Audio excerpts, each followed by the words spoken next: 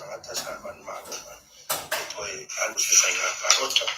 eu fui lai tava pe fai fosse counter petition o me foi manmalo foi counter petition no winga o ina o uma ye to luga sa famsin e sa fai uma fa mau ia uma na so nga tu na fo no winga la wa le alo ia foi maleta ngat o le candidate ia po ila tu la fo fatino la I a fai fatino morianga o a fai ni morianga for in I tono le pole o jurisdiction al district court na ilo le ia function fai tu malo ai a fai so nga tu la fo no e for in ila lo fa malu o jurisdiction al supreme court na fatino le ese foi la le process la ese o le process na o process fa so tu la fo por el criminal process o mo function ese mai civil process le fatino ia tato function o fai nga farot ia peo le tulanga na le o tau fai lo atu mo le no fosil fiero tu ia o se no tu stana mi sco fa funziona me so tato tu le si mai na ta ua le ua fai lo atu mo lo to si fia o le ua ese fina ngalo le fionga function si o fai uma o le function o fai nga parot o le afo na tuina ina ngana sa mo no winga vai pe to masani na ngana Britania le kilifa ya tatu faiun ale wa maile finalo le fiunga function si ona o mata upu etaua o le atu la tele taula na si le fia uma lo tatu watu o ama henga sa tala no ina function awa pa henga ta ua sa mau el function ya mal ta un na function le la wei finalo le fiunga function si tawa awa fu fai uma o function o fai na panot ila ngana Britania male ngana Samoa lo wei fu lo finangalo e wa man tu atata no fai uma function e o kai kosu kai fast food ya e tu la mai fo ia technical terms a fa tu la fono e fenta una mo wei se mala na ma ngo se tato tru ale wei fu finangalo na finangalo function si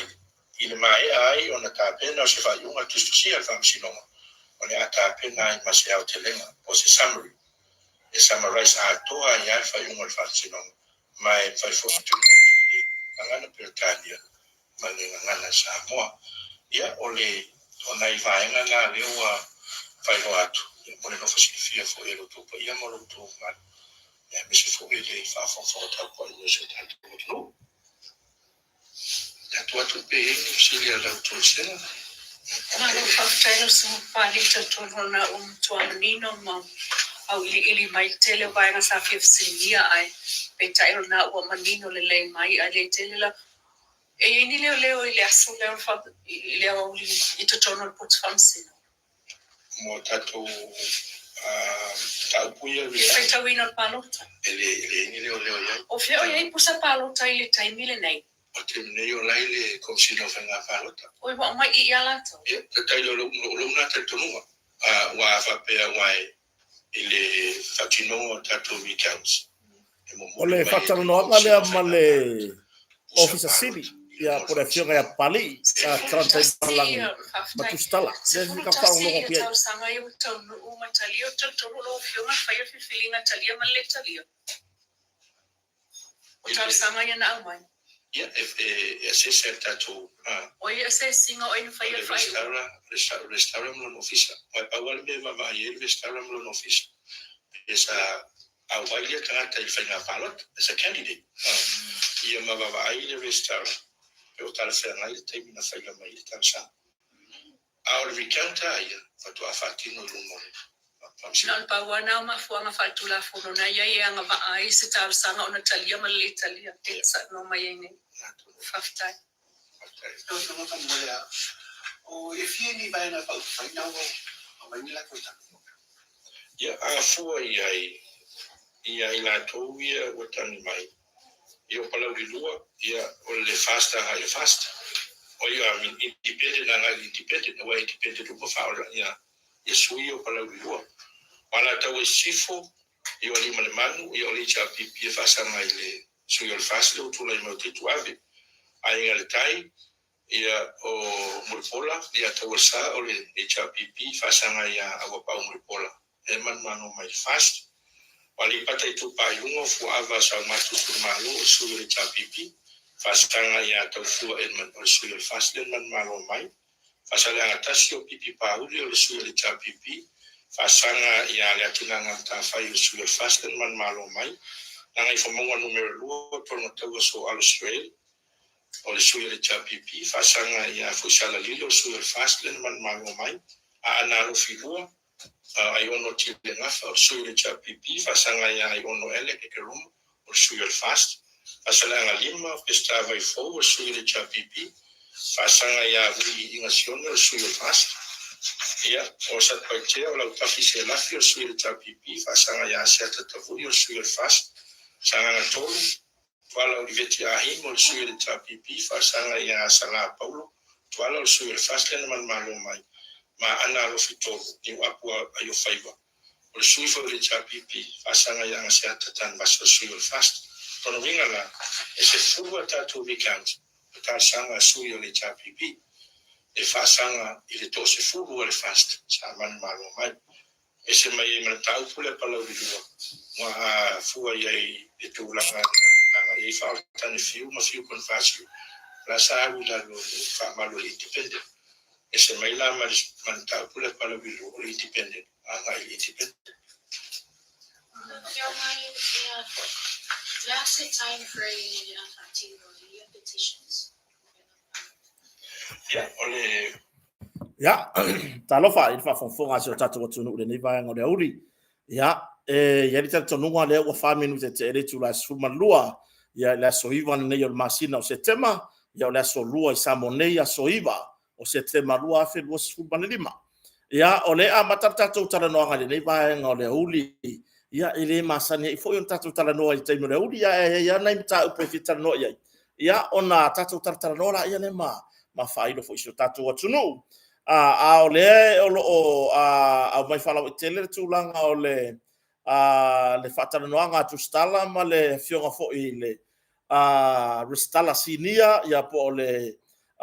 officer sili ole mtanga luenga fam stonga po le officer fam stonga munu ya le fionga ya pali tele John tai malang ya tu sai fo imanisho vaenga ole officer ngia tu stala ya ai mai ser tu langa ile faita wina o tu malo e sumatasi se fulu martasi tu malo le o manto la mai John Pali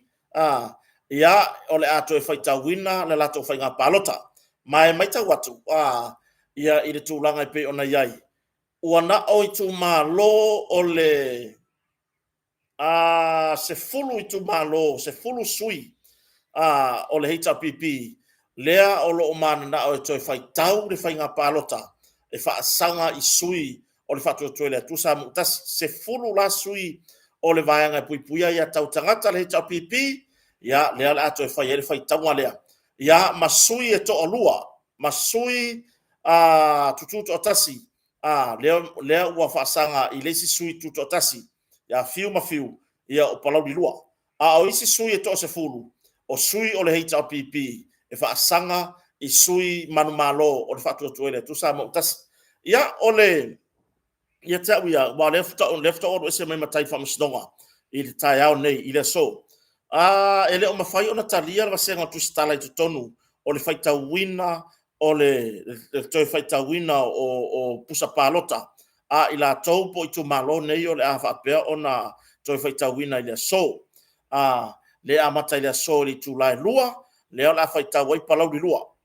le o lo lu iai ele si sui tu totasi le toi faita wina o le la fainga palota ma le sui tu totasi o lo o man malo mai ya man to le tau failo ya sui ya fiu ma fiu ku so le la ko fai kau le fainga paloka fiu ma fiu le sa tau va mai ya ile no fo sa fa pe ona se e yai ya le talaki la mostele o ya sa ave ma sui ta yo bang fa fa to le tu sa mo tasi ya le la o le atre fai tau le fainga palota ya i lumo fa mosnonga fa tu malo ya mai ta watu ya ele talia tu stala o le pepa la pipi i lumo fa mosnonga wana o fa la utusi o suita va no winga o suita va ma fa la utusi o ele ya ni suita va wana fa la utusi ya ma le tulanga i le ofisa fa masnonga e le yai fo ini leo e le yai fo ini leo tono le o le fai tangwa leo le fai ngā pālota lea e pei ona te fai tawai na o le ofisa fa masnonga ia ma fai lau tusi o sui sui tawa ia ma nisi o le ofisa o le komisi o fai ngā pālota ia au tūlanga na se fulu sui o le HRPP whaasanga i sui manu mālo o whātua le tusa mo tasi ia ma sui a tuto tasi le mata le whai tangwa i le so ia i leisi sui tuto tasi ia peila tūlanga na i whawhonga so tātua tunu ia ai o le mata upua ia i tawaru manga o le nei aso fo i whamasnonga ia o le vi inga e fo i le tua wa oso ale langona o le fifia le nei fo i aso ina ua au maita tawaru manga fo i o la mata upu ia e winga i la post fo i le asa whapea ona tusi lungo upenga te whailangi e whatatau lea i le osu whainga tanga ruenga o manu le malo ia i sio mato a inga po le fale o sio mato a inga i tuai lotu whanga sa fata ia le sa tusi lau tusi nga whapea leo ia o lan me wako o i langan mako fale kua i lotu whanga sa fata ai o lo o i fafo ia le ana tonu fale ia po le tamari ilo mato a inga ia po lo anko le Amerika ia anena watu leo langan fale ia ma talepe tu langa i fai to ame fa pena o la poster na fai le na mafu ina moria o leo le na mafu ina moria o leo ia sa fai ya fe tunga inga ala loia ia le tina loia ia unasa uni sapolu ia male vaenga fo ia le vaenga prosecution na tanga leo ia ai mase fo ile tamaita i loia ia fui maono Josephine Sapolu ia i tawaru manga le ni mata upu ia a rivi inga e fo ile tua ia e pei ona ia ne yaso lea ua faaui tua dismiss ia le tūlanga i o morianga lea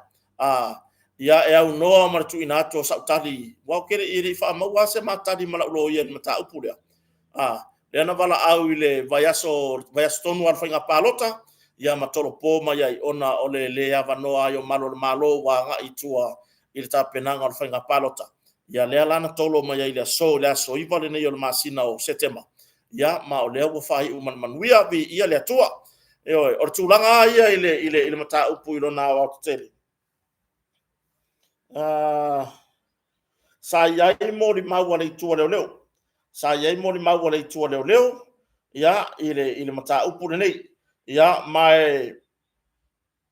mai sa tilo fo ilea i le tūlanga ia i le whamtalanga na whamsino, mo le fwt whamalo tamaita i whamsino o le whamsino ngā whaitu malo, ia pali i Rosella, ia ai maise le vasenga o i tū whamsinonga i le official le restala, ia ai maise le vaenga o le prosecution na tanga ruenga leo, ia le sunga le li i leo asasinia, ia Seyuli, Richard Aching, ia ai maise le sunga ia Cam Tang Stanley, Satin Sinia, ia male li leo Sinia, ia Reckon, koe wa ai le kakare o Reckon i whamasnonga le so, ia le vaenga na prosecution. Ia ai maise fo i le vasenga o malu le malo sa tiute, matautuaina ia le saunga le mu, mo le whamasnonga. I tawarmanga i o le neimu taupu, sa whapea o na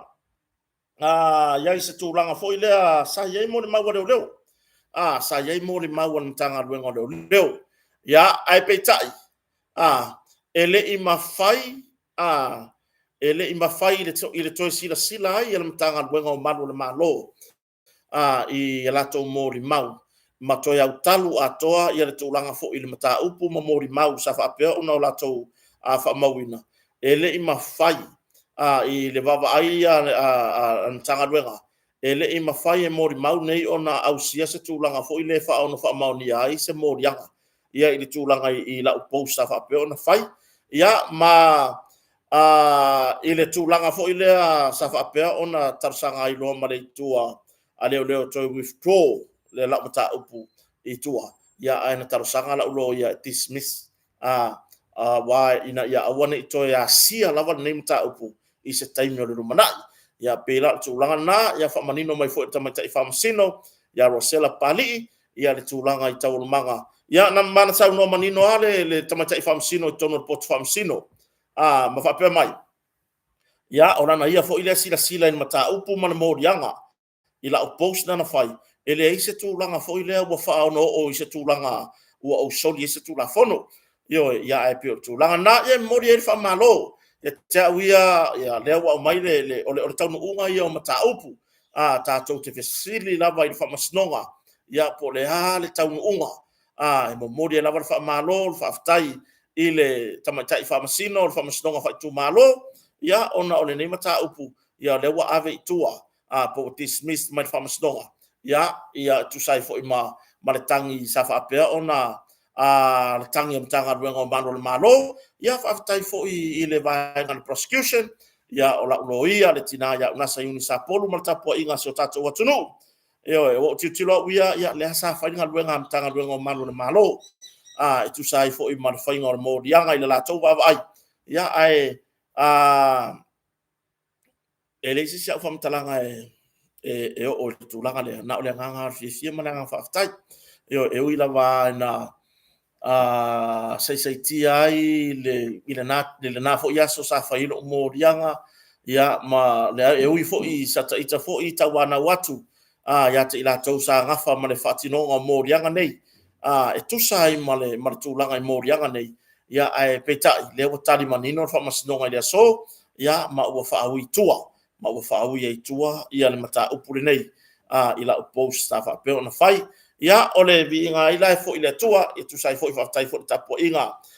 Se o tō rua o se o whanau. Sa tapua iatu I sio mato ainga. Ia ai mai se o uo ma pahaanga. E le ngata I sa monea o atunu mamau. Ia le nganga whaftai fo I se uso ia rupe matasila. Waa. Ia ai mai se le wharetua ia le ala tango moa misa sufali. Ia mani mato ainga na motonga. Ia tu sai fo I matapua inga o le ni whamoe moe whaftai te le lava. Ia I le tau tapua inga I tatalo. Ia le wai umana manuia le ni whamoe moe. Ia mai o le turi luma stato ai. E le ise anganga ia te au. Mea e ise anganga fo I le tilo sisi tulanga. Ia whaftai fo I whatinonga ngā ruenga tanga ruenga mano malo. Ia po a lava lo tato ese manatu malangona. Ia e iai lava tato tonunga sa whatino lava tau ngā ruenga. Ia e tu sai fo I mahala o tula fono. Ia e ui so tamu whai atu. Ia e so ia. Le au mai manino le whamasinonga I le so le tūlanga I le tātou ta upu. Ia po le ta upu po I peo na iai. Ia ua manuia mea uma. Ia peila o le tūlanga na ai. E toe ala o le mata upu le ui le ma le company va le foi. Ia le na tolo mai ia le masina le mo le masina o November. Mo le masina o November. Ia o le ilo I mau I lumo le whamasinonga. Ia I le na foi mata upu. Ta lia foi ia tūlanga mata upu foi ia si to fine foi ia Meilin, ia maleusa foi ia vaa, ia I tūlanga lava I morianga nei o le criminal libel o defamation. Ia e pei ona ia I tau manga I lumo whamasinonga. Ia ai whaftai tere lava I so tatou atunuu, ia o wō mapaanga, ia I la tau foi e ita mai mo mori whamalo. Wao nisi sa talo, mantuali. O morianga nei. Ele avea sa utali luma whamasinonga, ai wa au mai whafia lo ka I lunga o penga ta whailangi, ele au tustala, mo mori ele whamalo, ele au tustala. Io e po fia lava le tūlau o lo e tustusi ai. Wae o leo te maitau, leo te maitau tūlanga lea. E iaia le au tustala, ele o mai ai so lato nganga mama ni mata upu. Tainania ni mata upu, mawala lalo martulanga foi lele I le whatulanga I le ai se tūlanga o ngaonga. Ia ai sao lato au mai a lava le tūlanga o le lotoita. Mumori ai lava le whamalo fo I masenga tustala. Ia o whai lava o tau ma fofonga fo I o ta upu whamasinonga. Ia le o le mea e pirsiriun whano noa. Le wa mai whai unga la maka upu lea. Ai le mase kusikala nga fia la koe po. Isa ua kai mari poki mani mele. Ada kai mila bakanga ola ka kofu mai man po fa masingo lele lungo ka lima pe ala ka po ya ka vo lele lungo bakafanga. Yo ale o fai ungo. Le ai masa singa na ko fesiri ya ku ya e wanga na ia le fio ko ya ngal mana tipi au tanga va ya yo la lo ya tai. ai e tato no ele o atu mata upula ai o atu de tulanga from snow fight to malo ono tulanga inta upula ai na watu de tulanga foi le fia o e fesili e moli mawina tulanga to fight tau or fainga palota ai peita ia la ele o talia tono pot from sino ia ile time to fight tau fainga palota o sesi foi yo o sesi foi se sa wa pe kota se puero wa kalela fasala la ulunga o ave ko dismiss la maka ese era bioleanga so le aka kinga inga ka ke fa malo vai mele ko kinga inga ka fa malo aku ko mo ya ku songa papa kiu au ru yo ya le anga la ko fia ya fa tai fo I va senga tu stala na to ile reportina o tu langa mata upu tau fa masnonga e uia ka kele ai kala ka ya ka ika maka upu mun buri da ya ai ia le tua ka si ya ru alu se kuskala ka ku sia ke sanga sang kuskusinga I runga ya o leo wa kisimisi maka upura mau hunt mai lu mo fam snonga fa tu malo ya ai fa tai ya fina ngalo fa dia fo ta mai fa sino ya pali rosela man na ya la fa longo wa fa sa mo mai la ta mai fa sino me voi la ti fa tai ya ngalo nga fa sino e fa sa mo pole ar fe ga ngui ko kongu le va malo ya le va mal prosecution e o lona mo modi ma ta ungo sa tamta upu ya ta po ai lava e au mai lava ngana sa mo ya pela tulanga na aftai te le lava ile tapua inga sio tato watunu ya o mapaanga ya ila to fo isa talo ya o sai kia ngi maka upu ya lo fa le to fa manu ya atu ya te oe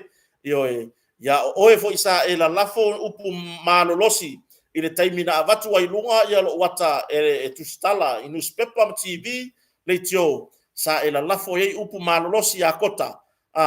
ya fa manuia le atua I loto sona la lafo fo yo upu ma me fa pena ya me aleng fa ko ise ka ko kadia le tulanga fa masnoga ya be bi inga fo I tatom taisili le wa mai le tari fa adiari le ne yaso ye tu sai fo imam ta upu fa masnoga ai e tantonua o le atato to tala noa ile fia na nei po le ase tulanga o le ia fa taunga le o le fa ngapalo ta palaudi le a matai le so ya masi o tato tuli matai wa le manino lava sa no nga pali ile pali I ton tai malangi a fele ile fata no tu stala e le foi to lo le foi ngole o le fata tonga pe ona ya ile wa mai male le ngale o malo ya la ta pena ir tu langa fata tonga ya le foi upu fa pe mai nisi foi o tu le na to ilalo fa nga palo te yo tala la volita tala la volita fa pe mai se longa uma fa msnonga le se me pega yo I foia o faia se so ia ko ke fa vevesida ku wa ko ma ku akele ma ku ba piapile le finangalo le atua ko ke kadia o finangalo le atua fa ile mele mo fa mai la ma lo fa tau tol par mene va so fo fa tau to ma usuro le fono mo al par mene lon suma bad yo a le foi la ya ku langar kan fa femilo sai so ia ko ke fa polonga le ku yo makwa ilai la tunu ya to fainga le ya la va fe la nga ko mo se file mu ya sa mo ya fa yo kama fa ya fa de vesi ya kia wele le nga me so ya ko ke fa kupu vesi kalia le me le wo ye fainga fili nga le tunu talia le tusia le malo fa ta to le pa le mene le ba ya so fo ko fiola ko fakari o fakari ko fam singoka so ye ko ke mo peya ka ko la ku ngi o vale ko va ai fo ile so ye ko ke va ai fa pega ile makere vale ma ko ka sikseng sa mo makere fa vale wa nga kala fa mai se longa o me nga sa wai o se fulu ma kausanga fa nga paro ka kalwai se longa uma le fa nga fa masingonga le se me fa pega nga kupu yo leo ke manga kua nga uma fa nga palo ka fa u fale e ye si sui o sa fa ko pa menge uma fa ko ai ko ulu men fa masnonga ko o ese ya ai sui mai le si sui kong yo so ya alo lo fa maya le wo mato tangi atu mato le tunu yo a fa ko kia manga ia mako le wo mako fa kala ulaku yo por me ko ke manga ka ya ko sua mako aku mau ke ifo aku ia fa madia yo ko loko so ya wo makua ilai sa moa inga fai nga ko ke ka mo fai ai le wa mahe are fele ko fele upu fai mai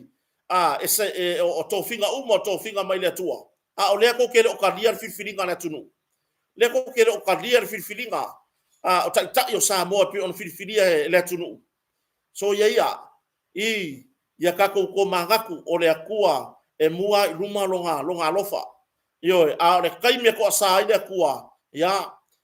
e peia e le ai se peia mo peia mo lani ngol mea peia mo le se me faka wa fo ngalo ko kwaru uma yo kadima yo me le tala fa tala ulatu I isi tu ia le ko sa fa nga mai o to su yo mai o faka ko ia fa nga por kiki elea ka ma fai fa le anga ai le fa nga filfilinga sa mo yo so ia ko ke fa pega ko kele kalia ko la mai fa to le tu sa mo tasi o le fina ngalo le tua o le fina ngalo le tua o I fo kalia yo ai le kanga ele fiaro fa ko ya ora boy nga ya ka mai I lo tanto no ma lo fa te mo kalasi nga uma fa nga pa lo ka fa ko ai ngi su ye fa ya inga man fa masnonga o su inga ko fa nga pa lo ka so ye ko ke fa ya nga winga le ya kya we le nga winga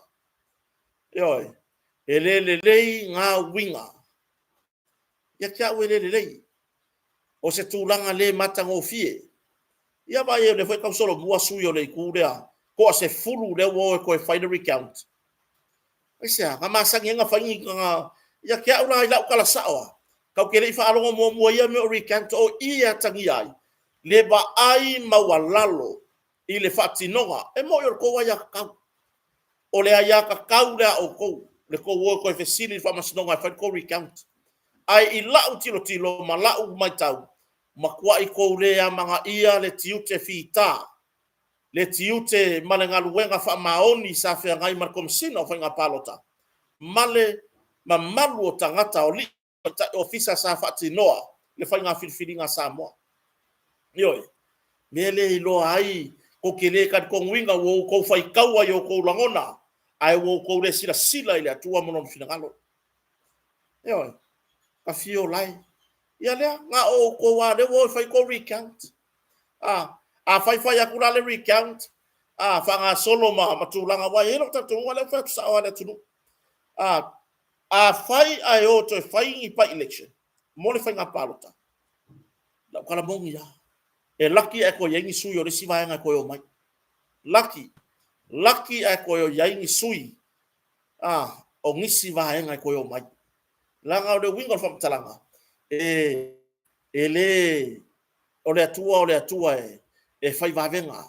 o le atua e au mai le amio tonu o le atua o le amio tonu ai fai o le mele le yai ya de wingo fa talanga le fai aku fai ase ya o ngi mala ya o ko yo la me wole talia ai ya bo sopo fo I fam talanga ni sio ni fa sala la wi ya magaya Pau me awang yo ka ko fe kau se me har kau langa yo ya faya ya o ai fa fo wa fai man le ma fo fa wa or kai mi ka ke fe lo in kau langa ya wa maka kau langa ka ko fu lo nga kai ka kuise ama maka ko fai kui mai nga kai ya maka ko ai kui ale nga kai po ya kui ai lo fo nga kai ole yo lesi le aku makua o kala lai sauden langa me ki kango faki ngo ngai maponga mai mele ko lo loko yo e paula no se para mia la fa yang porika yo mer kai mingir para mia tau sire ye sa fa pito la fe wa imanga leo langa kau aver fa alo ile kau aver fa alo yo aver fa alo tai mi fo tu lai mai ya tu le epa sa ile le mani le oi e avem para mia ai so se me fe wa itu le epa e o lava mana leo mo saunga le mu e o la malo tato malo e o mana leo so ye ki kau kala lo ngu ke o lai fafo ya ku mamao le mawa lungo le puipuinga o kanga kai kau ave falo alo ai ki sawa o kala e mangongi yo mongongi fangusea whatever bukolu waso ka kia runga le kuwa le kuwa sa ka fiwa ika se ka ke aka se mere wo fiwa ke ika sole e malo ya ule li so ya o maya se ka solo mua mai o ko ma ku ku o mai lango filinga sa mo ai no ka solo mua le o fai mai nga me ye e wa ka nga o fa ali lo loko nga ma fia makanga Ioi, o maya, alo faia. E fai mea nga e kako fe kawi kukul kaulanga. E ke i ara kari garura i lumana ofisore o leo wa. I lumana fui muka ko kofu i kai. O le a kako maulu lola. Po e mua kumu mai langa ako kui. Ioi, ai o maya e wa kou leanga. Ioi, o maye, lango si o tatou atunuu. Se a e lango i fina ngalo le atua e te talia le fai ngā filfilinga Samoa. Ioi, e te talia. Se vai le kalia le mako a inga o le whai ngā whiriwhiri ngā Samoa. Le awa uma me whamasinonga ele i velangi mea. Mele ino le kalia alo ia. Yo, oi se sia le kalia ua ngā ka oko mama moe. Whanongolongo le pa o le kimu rungo apa. Ioi, so le anga kai loa e whangi mea i whamasinonga ke ngofo e kai se kufangi mea. Ioi. O tu langa le nai fa fonga so tatu aturu se pe ke ika le fast pe ke ika la ude mali toa vai ma fa o fina ngalo le tua le wa yer filifilinga le e alo fa le tua ma fa yer fina ngalo ya kalia ku langa wa yai kalia ku langa wa yai so ya wa yer o ka inga isi yo wa yer o ka inga isi maisi yo beila tu langa na ya mun muriane fanga solo tangi o fanga palota o lau fa tauto ke o foi ya kai le alo lo fanga ya la ngai sui ba ai fa fonga tu lo lava ele o ia e lau puata mfainga yo le ya foi mo o liwo ba ai ona se tu walalo sui tau vapo sui filifilia ia wo man malo me fanga palota isi vai fa fai e se fa tu le tu sa motas o mai o ko fa ko le ale kulanga le nga me ai mun muriange e ko solo ia kulo ngo foa i fainga kangel paloka a ole i tu sia lo swafa le wo fayatu sa we fa ko la solua e fa ma wina ai lo swafa ile pale mene lona se fulu malvan pe alu ala nga le dua masinga e ko solo ia lo ngo foa a le wa maulo swafa ile lisi o fai pule na fatauto il pa inga lon sumalban pe to fa le nga ina la no fo o lea o ta maulo swafa o man fatauto o man fatauto o le mea le manga o iko kai se ya uma fa masnoa e ke ya mo ko solo vi ya ku pe ko solo ya lo no fo lo le filinga sa e man malo mai ai le i fatauto ina matusi lo ingoa tonu o fa mau al pa mene o Samoa ko o ia ka ia va ya e lo fa o lo ai nga ma fa o ta pena nga lo ai nga talo fai ele tango fie ele nga o se fulu wa fenka penga ile fa nga pa lo ta penanga o la papa fa ai loilo ta penanga o pepa e tu fai la ile tu malo ele fai ngo fie leo te tatalo atu ai o mai e fatau to ku o ka ele fia sau yo ku o ka fai a ku dia yo a fai a fala la e ku dia yo man van fa fai ke rola ku ala lo na le ku dia o e sau e ku fai la pa lo ka sau da fast yo la ga ile sa wa fa pegar ta yo fa to le to sa mo tasi de la ul mali to yo nga e sa wa il fa ka ko nga ai mun muri ke kuri yo ai sa ko fa la paroka ku ma no le sa da fast yo la aka e ngisi ko la iki fina ngalo isi fai pule lewo filfilia o la tu malo ni se memba wai le ai ma se memba wai yo a o ele ki kongkong i pea i rungor kako a mala lafo upu i tato whanga malo le si unga rire mai singi o ngofo i pe kongor fale pe kesa yo ngofo i pe nga awa nge i ferwa i mai se si fafo wa ole kai mia kofu mai fafo a ai ku lo makako ki ke pua ai ka ole akako ai ke pua alo i runga ole tari nga lunga i fafsanga se so ye ya so ye ya se ke fa ku akala ngo mangel kuspaya ko a ma furi mai mawa a kau fe ko ingin fai kau kuspaya ayo mai le an me ki rore ka ngo fe o rue ko se fatu i tu tonu o petesa o mai e lango le whainga malo al whātua tuele tu sa motas e le manguia inga o sapora sa hasti le melea e manguia o mai kako manguia o mai kako talo whaina i sui o manu malo mai o isi vanga wha whai ai o le a tai a whai o matau e fina ngalo nisi ma oki ai ale mea ioe sau o ie whakauko a whai i forko kai kai e ko ke leo mai ka penga mai o ia sau e malau pelau e sau e fatau to ioe ma fau o le tapenanga show ainga o show to lua o show fanau o show ainga poto o lo nuu e kalesia malo itu malo e le faingo fie ioe o mai e fatau to le tato fainga malo le pale mene a lau e fakau ko moi io tu langa le na ioe ya e peila ona yaile nei foi tapenanga nea so asio tato tali watu foi nei inicio wale e mo wal felo inga nei ma matustala ya e pe ona yai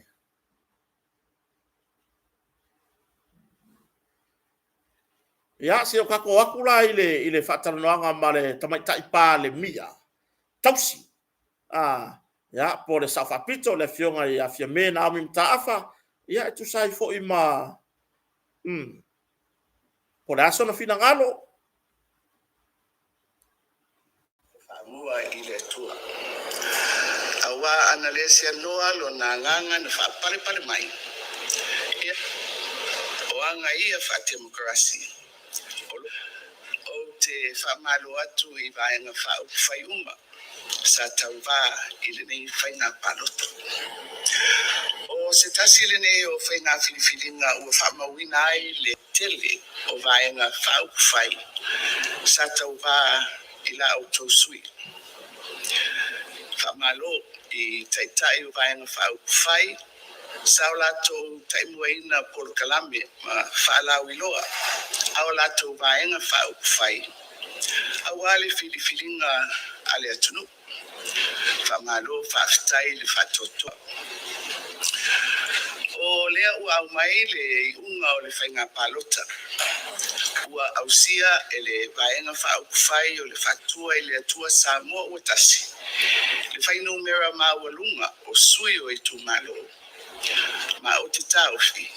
ia whai lea mo tatou lau fionga la uli ili malitoa whamalo le taupati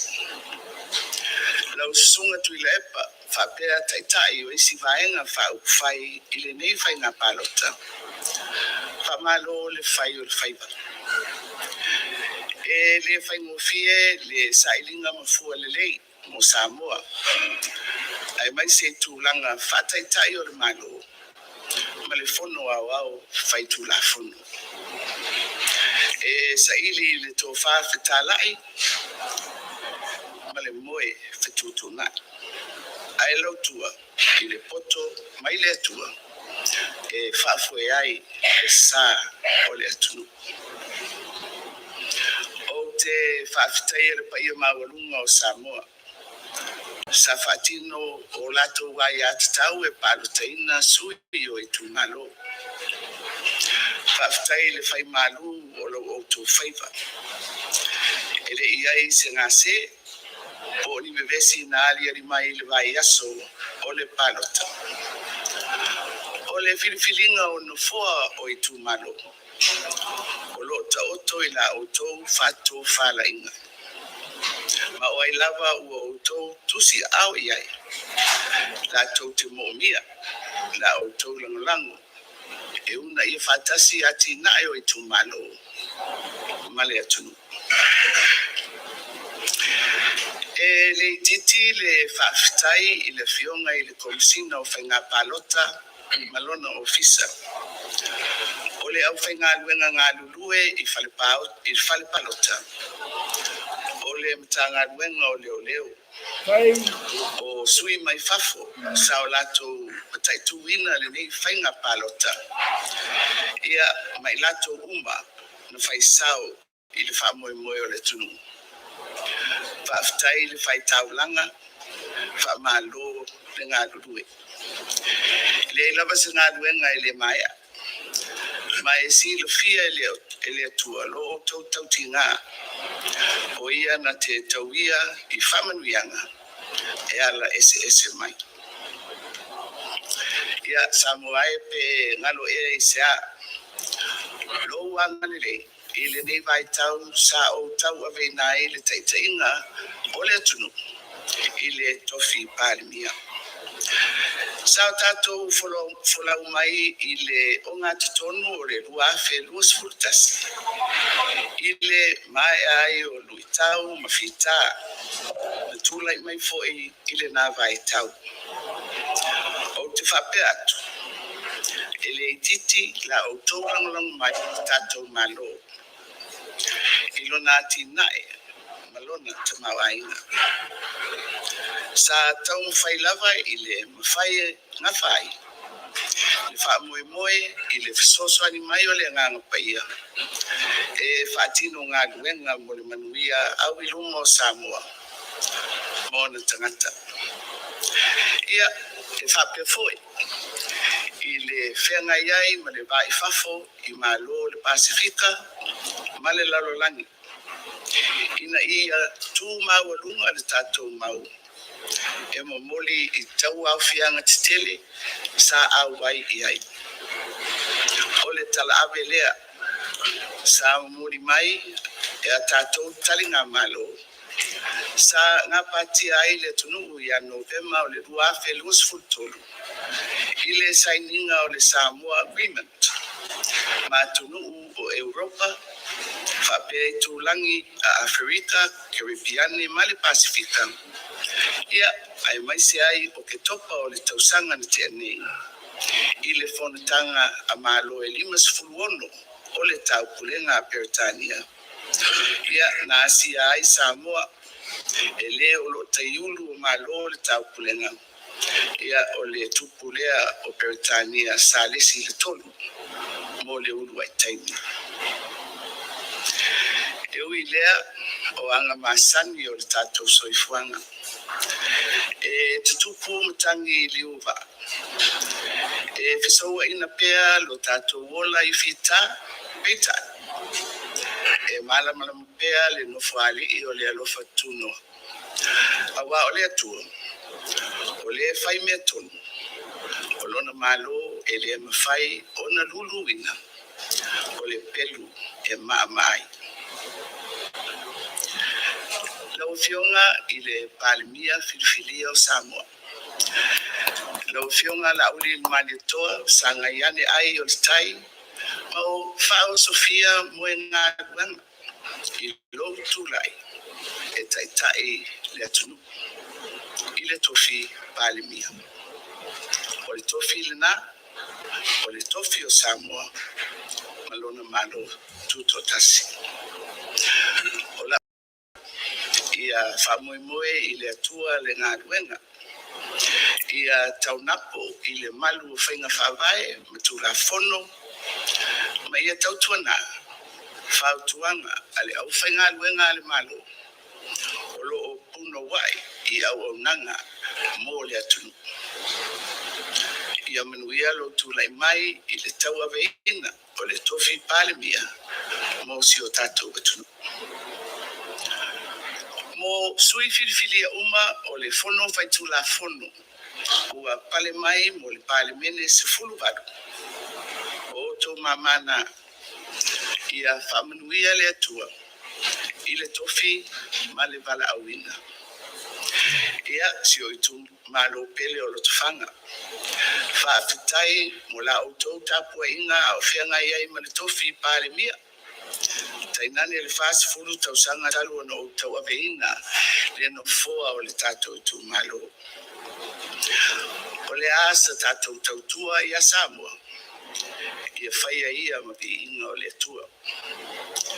Le pa ia o whawhianga inga tau rangi al tatou tu malo. Whawhitai tele le whamalo si au ma le tatalo. Tatou tu li luma so tatou ai. Ma ia manu ia tele si o tatou tu malo. Mola wainga whai o le Samoa o poto. Whamalo le tai, malo le finau. Ai mai se mole ina o mau whawai. Ile tau ina o no fua o i tu malo. Ile palo te tele. E ui ele tau lau o le tatou whamoe i sona ato toanga. O le aavea mātou o tūlai mai mo le nei painga. E tau apeina le fua o le Samoa o poto. I le whalanga maia ale atu. Tatou taofi le loto mau. E whaauau a tatou mutawhai oi. I tafa ese o ngā ruenga whawaenga whaau whai. E taualunga le nei tau talanga. I le whawhitai whapitoa. Mō lau kapineta i le amata mai o le paia inga lona sifulfitu. Ai mai se le kapineta o le malo tausi. I la o tau a fionga i le sui pale mia ma minista. Ma o lau lava mau whataitai. O le lau al kapineta. E whaafoe ina le taita ina o le malo. Ile ngā ruenga i le atina ina o le tunu. Ma au nanga mo tātou tangata. Whaftai tele, mo le tau aveina o tiute ma whaiva, o le wala awina. I lo o tau whinangalo matala, ma le fitala, ai au tu lava i le manuia o le atunu. Ia whamanuia le atua, ia o tau a fionga, ai mai se o ainga mai e pele. Ia, tātou taro soifua, le aso ua tofa, e lana fionga i le au malu o le malu. E tau au fi ai le pale mene.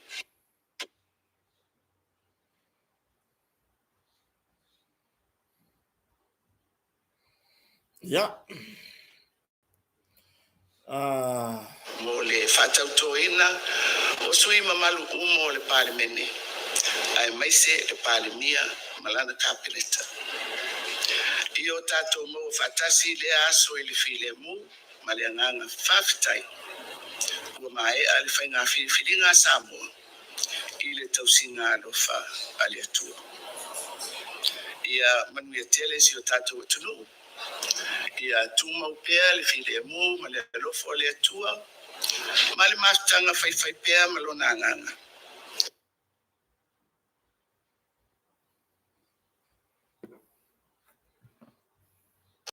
Of the general elections official. Ya, le nau whafonga si o tatou atunu. I se vaenga o le saunoanga a le tamaita i pāle mia tausi. Ya, le fionga sa whapito. Le fionga ia fia me Naomi Mutaafa. Ya, e pe ona iai le auli o le so. Ya, wa ese fui langona o le aso la tau. Wa ese fo i mea na o tatou whaalongolongo iai mai lunga o penga twailangi. Ya, male nei fo i taimi o le aso i le finangalo whaalia. Ya, mai walangona fo i tino le pai mai o le file mu moni o le atua. Ia e pe ona iai ia le nei fo i vaenga le aso i le saunoanga le tamaita i pale mia tausi. Ia po le fionga sa whapito fia me Naomi Mutaafa. Le ua o mai lana whaamanuia ia i le lauli le mali atoa po le pale mia filifilia a le paia inga lona se fulu ma le valu e pei ona iai le aso. Io vi ia le atua i ngaluenga lona nganga pa ia o malue ina ia finangalo maloto o tatou taitai. Ia lea la ua au mai alo ia le whaamanuianga a le tamaitai pale mia tausi ia pore whionga sa whaapito. Ia mole tūlai mai o le lauli le mali atoa e avea ma pale mia filifilia ia pale mia foi o le pai inga lona se fulu malvanu. Wa mai foi lana tu alalo ina ia failelei ma ia tautuana le atunu le manino ar saunoanga al safapito ya le tofi na lauli ia failelei ma ia tautuana so tato atunu vi ia le tua ia i upu matango fie ia o saunoanga fo ia safapito pe ona ia nei va ngolaso ia le ala manino mai e awai le safapito malana paenga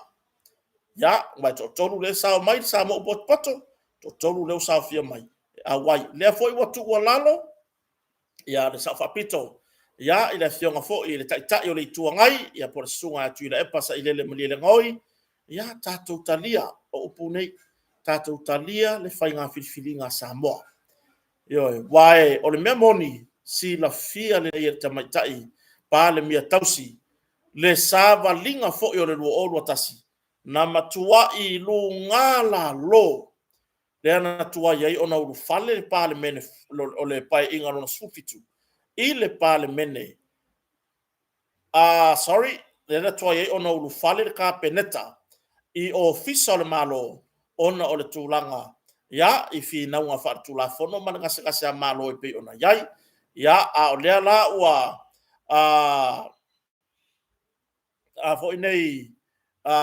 pe on tato yai i le nei fo i fai ungo fai nga palota ya le wa mai mo mo de fo fa malo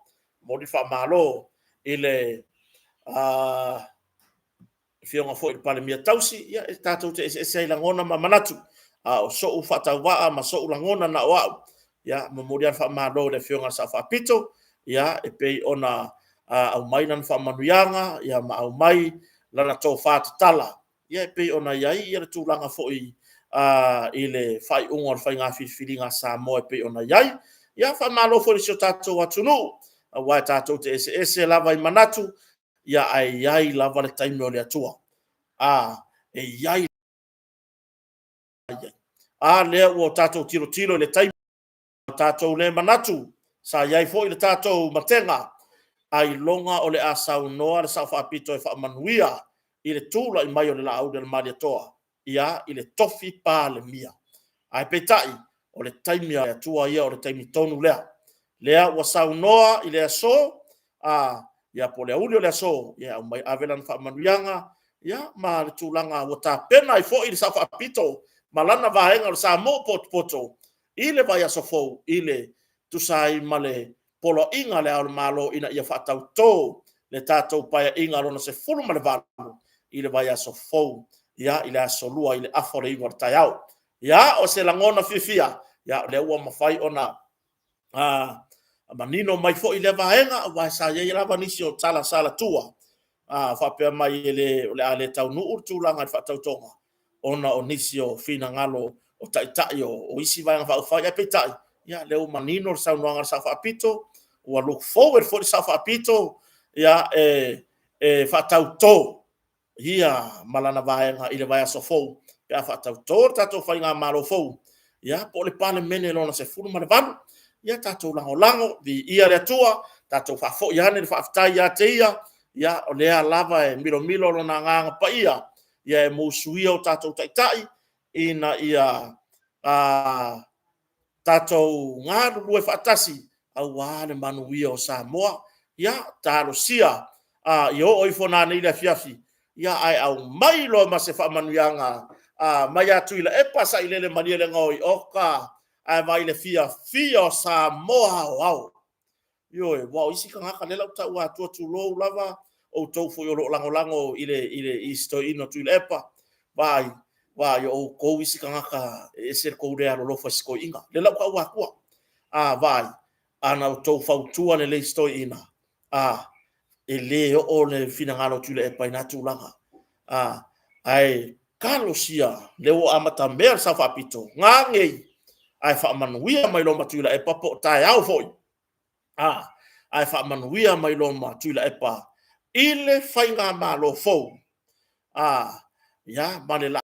to wa ave ma pale mia filfilia ya ba ila ya le fio le tunu e ya makako ko fo ye lo ka ko ya Samoa pe nga yai fialo fani ka ko kiri ko fia va aya ku le meole fe lauto wa a mata mai tai ya e fa fitai le wa saunoa ya le tulanga fo ile i fa manuanga ya wa fa manuia mai fo ia tulanga i pale mia fo i pota ta yo si malo e o le nganga ia pe ya no fa ya tu tatou te ese i langona mamanatu e pura o i lo fina ngalo ai le kaka ia la lo fina ngalo lo manga e sial manga ko kotai fa ya lo fina ngalo e te talia le saunoanga fa manuia le sa fa pito o fina ngalo anga o ia ai fa mo mole e ke le ko soa kua i lo fina ngalo lo manatu fa pena fo ile si va ngole tunu ya e pe ona yai ya e pura kaka e lo manga fa ya lo fina ngalo e tele taritonu ile mea ya o e lava na lo lava na fina ngalo ya ai ka ku kansia o le nganga ya tiawia ya file mura la tunu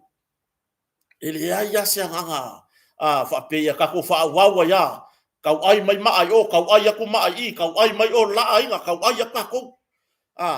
tatou ngaru tatou walo lofa ya Samoa tatou walo lofa ya tatou whanau ya kulanga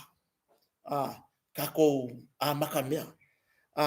se kako faya ia se ngaruenga e ke maka mai lai kongolo ainga fai walua va maro uso lo tu fine manisi lo ainga ono tulanga i fai nga nga fa fai vai bo umar palo ka ki ai lai fa penga ai o ifo ko fai de lei awai e alu ia tau mangal soi fuanga o lo ainga ke kuai e ke kuai lo ainga ya e pio tulanga na le tunu e pura o lo finangalo o tele ta ia fo fa o matau lo finangalo i so fa tawa ai tatou te ngaru fatasi ya mo se Samoa manuia mo na yo tatou whanau ia ola ifo fialo fani ka ko kere fia ba ai ka ko whangau e o akure kaulanga fusu ka kere fia ai lo ka kali a lo ku kaulanga e ifo iska mai fo mo la o kota ngale pingi lo ka ko kere fia ba ai nga mea e oi ai au ka ku maka aku ya e pe ona ya ese tangata onisi o lo fa pe mai ma ya moni lava moni to saunga a wo yo ka ku se kia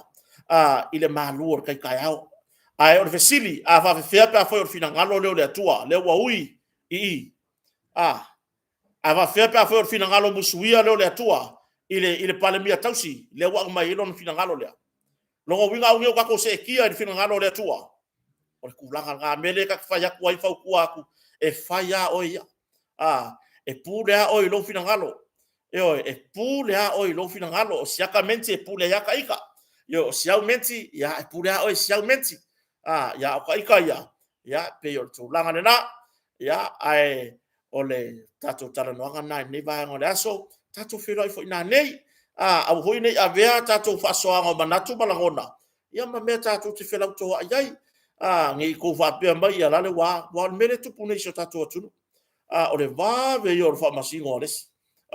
nga ngo ka fa ya kwa ya se o tato ta dia pe fa manuia mai tu la e pa wa le o fa wa mata mer pa le mia tausi ya ava fa mai ya la au ya ku le pa yo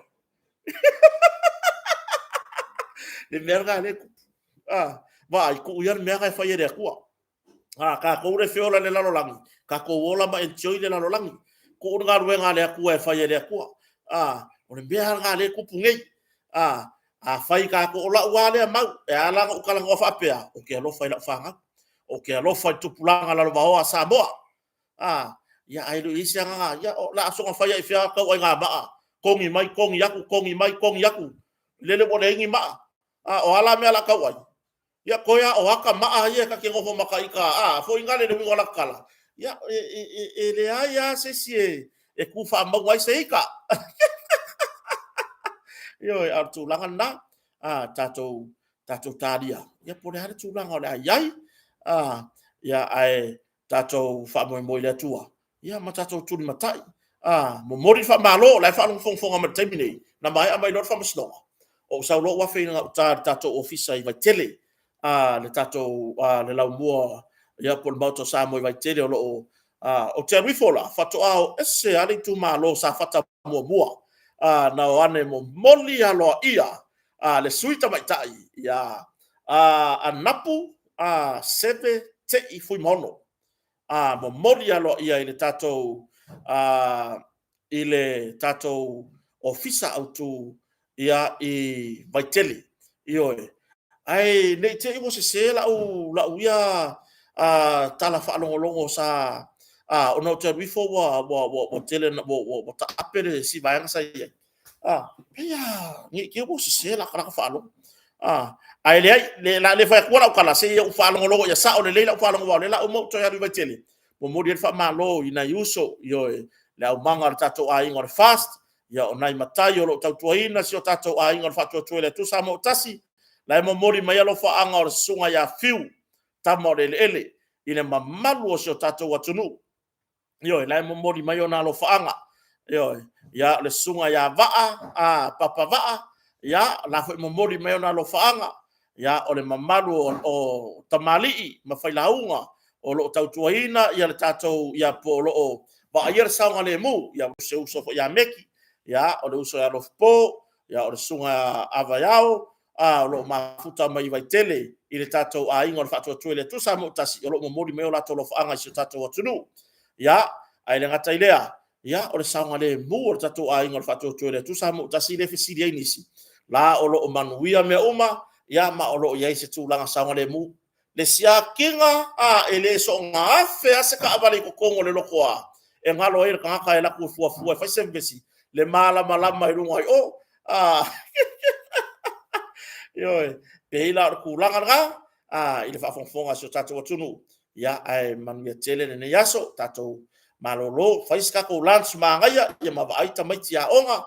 le fa timu tu langa le tau iso tato tunu ya fa tai le tapu ai foi fa masnonga sa fata se tu yai ya e mai se ya le manuia mai foi tu langa fa masnonga ya tato fero ai foi na nei pe aulia pe mai a foi pokala me tata ya mananga I fo faiba ya mo dia tu fa tai tele lava iso tato tunu tato ngaluenga fa fatasi ya ngale leile atua I fo fanga uma ya inga tasi sa monei matunu mamau ya na tato uso to fa fine o ngaluenga fa vai taimi a wari tau ina o ainga sa monei ya manuia lava to wa mauna tunu ya ainga o wo ya fa pena foi mo modi a foi de fa malo I se mato company fo motonga e fionga fa longa du patsila ya pe ona yai fa moe ya o taunu manuia ya tato firo I fo time a nei time le aso pato fa so I fua ya mai sa mone ya kota man faleo manuia ne va ngore aso